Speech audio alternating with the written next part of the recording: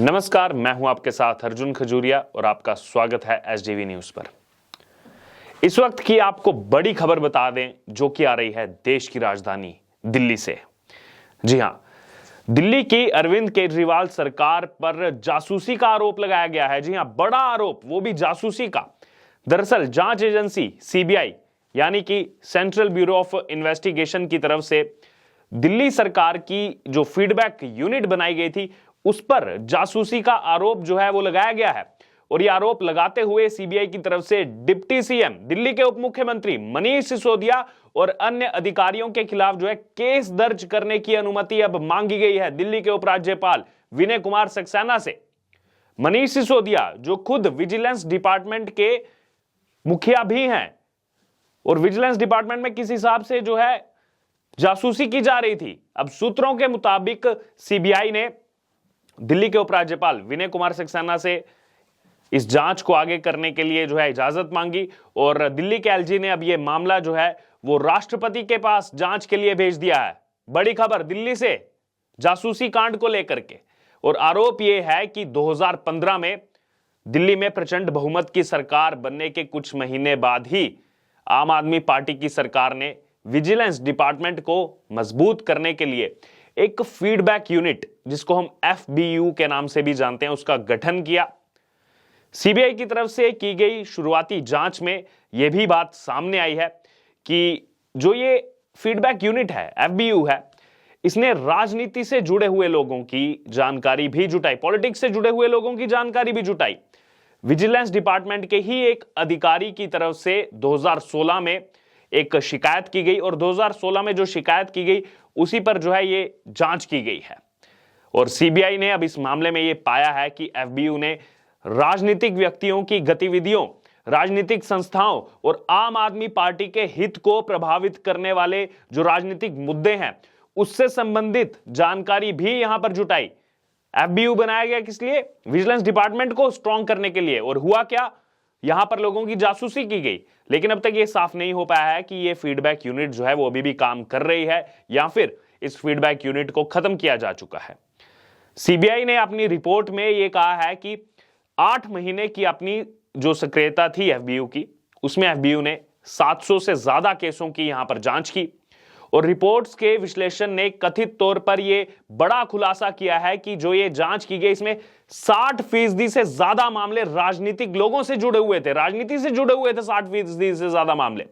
CBI ने मनीष सिसोदिया के अलावा उस समय के विजिलेंस डायरेक्टर सुकेश कुमार जैन, एफबीयू के ज्वाइंट डायरेक्टर और दिल्ली के मुख्यमंत्री अरविंद केजरीवाल के विशेष सलाहकार राकेश कुमार सिन्हा, एफबीयू के 2 वरिष्ठ अधिकारी जिसमें प्रदीप कुमार पुंज शामिल हैं और उनके साथ सतीश क्षेत्रपाल शामिल हैं, इनके साथ साथ जो है एंटी करप्शन पर मुख्यमंत्री केजरीवाल के सलाहकार गोपाल मोहन के खिलाफ केस दर्ज करने की मंजूरी मांगी है। जो मामला अब एलजी ने आगे बढ़ा दिया, राष्ट्रपति के पास भेजा है। तो देखिए यहां पर आम आदमी पार्टी अपने आप को जो कट्टर ईमानदार बताती है, बीजेपी ने इस पर तंज कसना शुरू कर दिया है। भारतीय जनता पार्टी के सांसद मनोज तिवारी ने इस मामले को लेकर बोला है कि दिल्ली की फीडबैक यूनिट जासूसी कर रही है, आम आदमी पार्टी छिपकर बातें सुन रही है, आम आदमी पार्टी के नेता दिल्ली के लिए काम नहीं कर रहे बल्कि दिल्ली के टैक्स पेयर्स का जो पैसा है, टैक्स पेयर्स के पैसे से अवैध तरीके से जासूसी करते हैं। तो यहां पर बड़ा सवाल उठता हुआ आम आदमी पार्टी की सरकार पर कि किस प्रकार से एक आप फीडबैक यूनिट बनाते हो इस नाम पर कि विजिलेंस डिपार्टमेंट को मजबूत किया जाएगा, और वो फीडबैक यूनिट यहां पर क्या करता है? लोगों की जासूसी करता है। सीबीआई की शुरुआती जांच के दायरे में फीडबैक यूनिट के बारे में आपको एक एक करके जो है हम बताते हैं क्या क्या चीजें सामने आई हैं सीबीआई की तरफ से। इसमें जैसे हमने आपको पहले भी बताया, 2015 में विधानसभा चुनाव होता है दिल्ली के अंदर। आम आदमी पार्टी 70 में से 67 यानी कि 67 सीटें जीत करके आती है। एक तरफा जो है जीत प्राप्त होती है आम आदमी पार्टी को, विपक्ष दूर दूर तक दिखाई नहीं देता। बीजेपी 3 सीटें जीत कर आती है।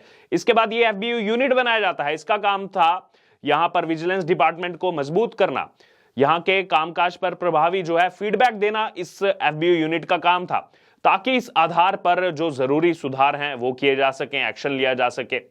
लेकिन सीबीआई ने जैसे ही शुरुआती जांच की, इसमें अब यह सामने आ चुका है कि एफबीयू को जो काम दिया गया उसके अलावा एफबीयू ने क्या किया, वहां पर खुफिया जानकारियां जुटाना जो है शुरू कर दी। राजनीतिक लोगों की, किसी व्यक्ति की राजनीतिक गतिविधियां जो है वो जुटाने लगी एफबीयू, उससे जुड़े हुए जो संस्थान है उसकी जानकारी जुटाने लगी। उसके अलावा आम आदमी पार्टी के राजनीतिक फायदे वाले जो मुद्दे हैं उनकी जानकारियां जुटाने लगी। तो क्या इसलिए एफबीयू को बनाया गया था? अब ये खुलासा हो रहा है धीरे धीरे।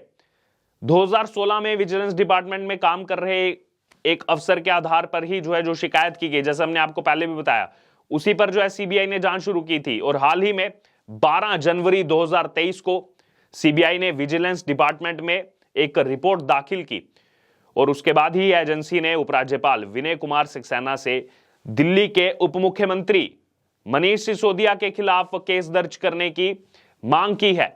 और सीबीआई ने अब से कुछ साल पहले, जैसा 2016 का जिक्र बार बार आ रहा है, 2016 में विजिलेंस डायरेक्टर रहे सुकेश कुमार जैन और बाकी जो अन्य अधिकारी हैं उन पर भी केस दर्ज करने की इजाजत मांगी है। इसी बीच आपको बता दें, सीबीआई के अधिकारियों के मुताबिक फीडबैक यूनिट के लिए 1 करोड़ रुपए का सीक्रेट फंड भी आवंटित किया गया था। 1 करोड़ रुपए का सीक्रेट फंड यहां पर आम आदमी पार्टी की सरकार में, जो अपने आप को कट्टर ईमानदार बताती है, जासूसी के लिए 1 करोड़ रुपए का सीक्रेट फंड यहां पर आवंटित करती है। अब इसी मामले पर भारतीय जनता पार्टी के सांसद प्रवेश वर्मा ने भी आम आदमी पार्टी को घेरते हुए कहा कि आम आदमी पार्टी निजता पर प्रत्यक्ष हमला कर रही है। दिल्ली की फीडबैक यूनिट चुपचाप जासूसी कर अरविंद केजरीवाल के इशारों पर संविधान का उल्लंघन कर रही है। आगे प्रवेश वर्मा लिखते हैं कि चोर भ्रष्टाचारी चाहे कितनी भी जासूसी करवा लें, मगर पापियों के पाप छिप नहीं पाएंगे। पापों की सजा आम आदमी पार्टी को भुगतनी पड़ेगी। तो यहां पर बड़ा सवाल आम आदमी पार्टी पर उठता हुआ, जो अपने आप को कट्टर ईमानदार बताती है, मनीष सिसोदिया, पहले नाम आया शराब घोटाले में, लेकिन आम आदमी पार्टी कहती रही ये तो शिक्षा में क्रांति ला रहे हैं, इनको भारत रत्न मिलना चाहिए। तो क्या भारत रत्न इसलिए मिलना चाहिए मनीष सिसोदिया को कि विजिलेंस डिपार्टमेंट के मुखिया रहते हुए जो बात की गई कागज पर कि विजिलेंस डिपार्टमेंट को मजबूत किया जाएगा, हमने एफबीयू यूनिट बना दी। देखिए क्या क्रांतिकारी यहां पर जो है कदम उठाए जा रहे हैं आम आदमी पार्टी की तरफ से, लेकिन वो क्रांतिकारी कदम क्या निकलते हैं? राजनीतिक लोगों की जासूसी करवाई जाती है, सीक्रेट फंड आवंटित किया जाता है यहां पर सरकार की तरफ से, टैक्स पेयर्स का पैसा बाकी पॉलिटिकल पार्टीज की यहां पर जासूसी के लिए लगाया जाता है।